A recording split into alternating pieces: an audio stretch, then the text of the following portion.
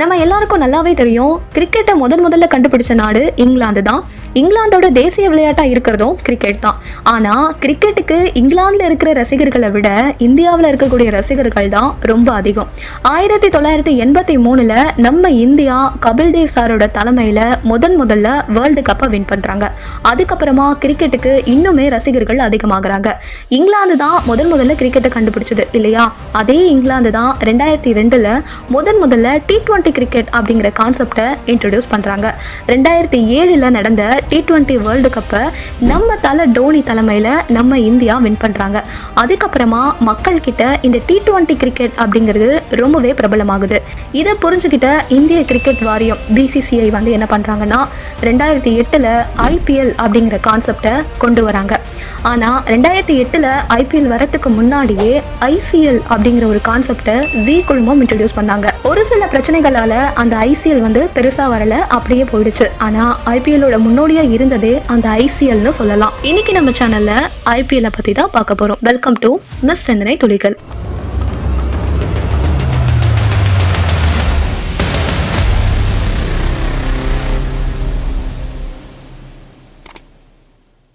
ஒவ்வொரு வருஷமும் ஒரு குறிப்பிட்ட டைம் டியூரேஷன்ல இந்த IPL நம்ம இந்தியாவில் நடக்கும். அதே மாதிரி இப்போ ஒரு சீசன் IPL ஸ்டார்ட் ஆகுது அப்படின்னா அந்த IPLோட தொடக்க விழாவில் பாலிவுட் செலிபிரிட்டிஸோ அப்படி இல்லைன்னா அதர் இண்டஸ்ட்ரியில இருக்கக்கூடிய செலிபிரிட்டிஸோ நல்ல டான்ஸ் பெர்ஃபார்மன்ஸ்லாம் கொடுத்து கோலாகலமா இந்த IPL தொடங்கி வைப்பாங்க.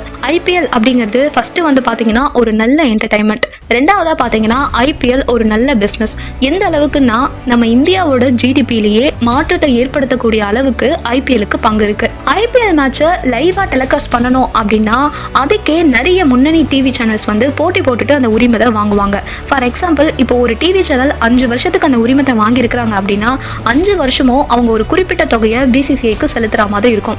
இதனாலேயே 1000 கோடிக்கும் அதிகமான வருமானம் BCCIக்கு கிடைக்கும். அதே மாதிரி இந்த IPLோட டைட்டில் ஸ்பான்சர்ஷிப் இருக்கு இல்லையா? For example Pepsi IPL, Vivo IPL, Dream11 IPL, இப்போ கரண்டா டாடா IPL.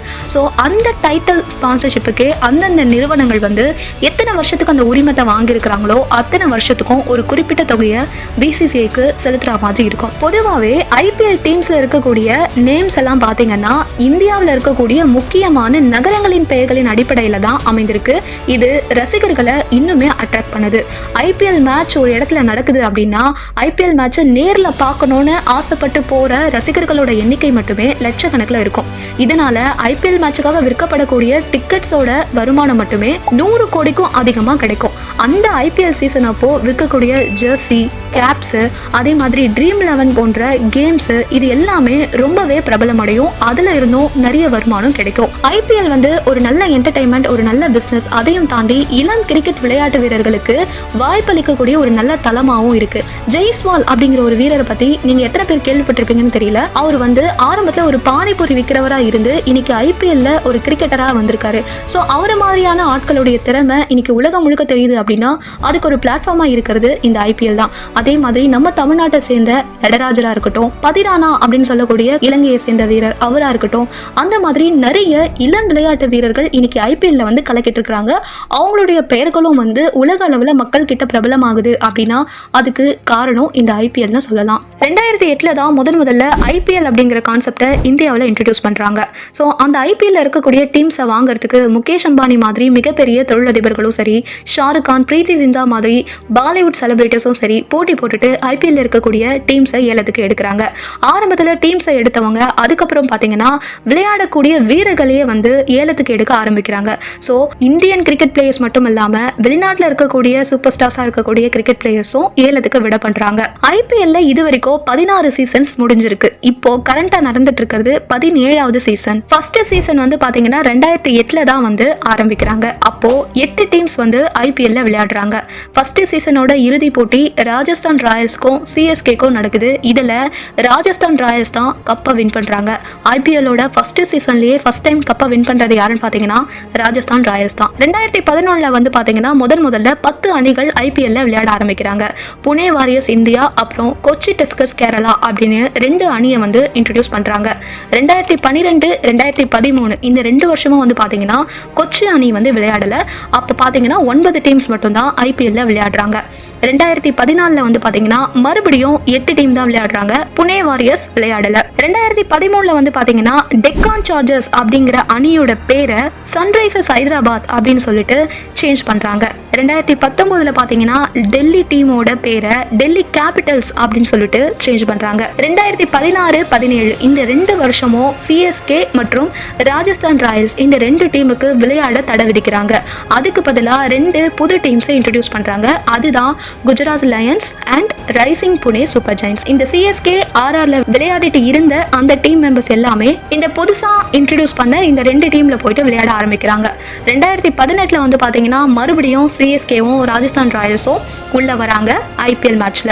2022 நியூவா மறுபடியும் ஒரு 2 டீமை கொண்டு வராங்க. அதுதான் Gujarat Titans and Lucknow super Giants. இப்போ கரண்ட்ல பாத்தீங்கன்னா 10 டீம் வந்து ஐபிஎல்ல விளையாடிட்டு இருக்காங்க. இப்போ ஐபிஎல் மேட்ச்ல தரக்கூடிய ஒரு சில அவார்ட்ஸ் பத்தி பார்க்கலாம். பொதுவாகவே ஒரு சீசன்ல ஐபிஎல்ல கப் வின் பண்றாங்கல்ல, அந்த டீமுக்கு கோடிக்கணக்கில் பணத்தை தருவாங்க. இப்போ ஐபிஎல்ல வந்து பாத்தீங்கன்னா ஆரஞ்சு கேப் அப்படின்னு சொல்லிட்டு ஒன்று தருவாங்க. இந்த விருது வந்து ஒரு சீசன்ல அதிக ரன்கள் எடுத்த வீரர்களுக்கு கொடுப்பாங்க. அதே மாதிரி பர்பிள் கேப்னு ஒன்று தருவாங்க. இது வந்து பாத்தீங்கன்னா ஒரு சீசன்ல அதிக விக்கெட்டுகளை எடுத்த அந்த பவுலருக்கு வந்து தருவாங்க. இது இல்லாம மோஸ்ட் சிக்ஸஸ் அடிச்சவங்க, மோஸ்ட் ஃபோர்ஸ் அடிச்சவங்க அவங்களுக்கும் விருதுகள் இருக்கு. அதே மாதிரி ஐபிஎல்ல மிகவும் மதிப்பு மிக்க வீரர் அப்படிங்கிற ஒரு அவார்டு இருக்கு. அதாவது சீசன் ஃபுல்லா சிறப்பா விளையாடிய ஒரு வீரருக்கு இந்த அவார்டு கொடுப்பாங்க. அதே மாதிரி எமர்ஜிங் பிளேயர் அப்படிங்கிற ஒரு அவார்டு இருக்கு. வளர்ந்து வரக்கூடிய வீரர் ஒருவருக்கு, அந்த யங்ஸ்டரா இருக்கார் இல்லையா, அவருக்கு இந்த விருதை கொடுப்பாங்க. அவருடைய சிறப்பான ஆட்டத்தை வெளிப்படுத்தி இருந்தா இந்த அவார்டை கொடுப்பாங்க.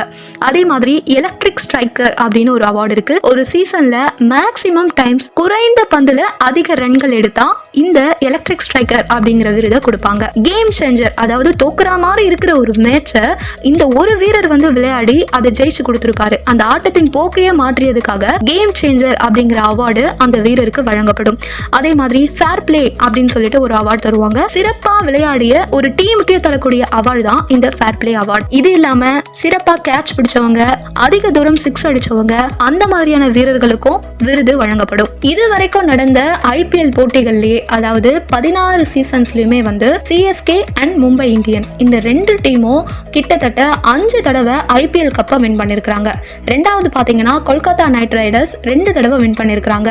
இந்த 3 டீம்ஸையும் தவிர்த்து Deccan chargers, Sunrisers Hyderabad, Gujarat Titans, Rajasthan Royals இந்த டீம்ஸ் வந்து தலா ஒரு முறை ஐபிஎல் கப்பை வின் பண்ணிருக்காங்க. ஐபிஎல் வரலாற்றுல நடந்த ஒரு சில சாதனைகளை பத்தி நாம இப்ப பார்க்கலாம். ஒரு இன்னிங்ஸ்ல ஒரே தனிநபர் 150 ரன்னுக்கும் மேல எடுத்தது யாருன்னு பாத்தீங்கன்னா 2008 கொல்கத்தாக்காக விளையாடிய நியூசிலாந்து வீரரான பிரெண்டன் மெக்கலம் 158 ரன்கள் எடுத்து சாதனை படைச்சிருப்பாரு. இந்த சாதனையை 2013 ஆர்சிபிக்காக விளையாடிய கிறிஸ் கெயில் வந்து 175 ரன்கள் எடுத்து முறியடிச்சிருப்பாரு.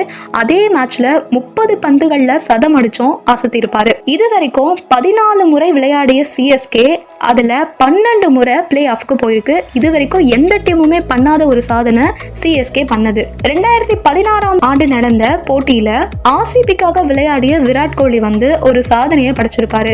இது வரைக்கும் ஐபிஎல் வரலாற்றுல 16 போட்டிகள்ல விளையாடி 973 ரன்கள் எடுத்து ஒரு மிகப்பெரிய சாதனையை விராட் கோலி படைச்சிருப்பாரு. இது வேற எந்த வீரருமே பண்ணாத ஒண்ணு. அதே மாதிரி ஐபிஎல் வரலாற்றுல கேப்டனா மட்டுமே அதிக போட்டியில இருந்த ஒரே கேப்டன் நம்ம கேப்டன் குல் MS தோனி தான். கிட்டத்தட்ட 226 போட்டிக்கும் அதிகமான போட்டிகள்ல அவரு கேப்டனா இருந்திருக்காரு. 2016 ஆண்டு நடந்த ஐபிஎல்ல ஒரு பெஸ்ட் எவர் பார்ட்னர்ஷிப் அப்படின்னா ஆர்சிபிக்காக விளையாடிய விராட் கோலி அண்ட் ஏபி டிவிலியர்ஸோட பார்ட்னர்ஷிப்பை சொல்லலாம். இவங்க 2 பேரோட பார்ட்னர்ஷிப்ல மட்டுமே அன்னைக்கு மேட்ச்ல 229 ரன்கள் சேர்க்கப்பட்டது.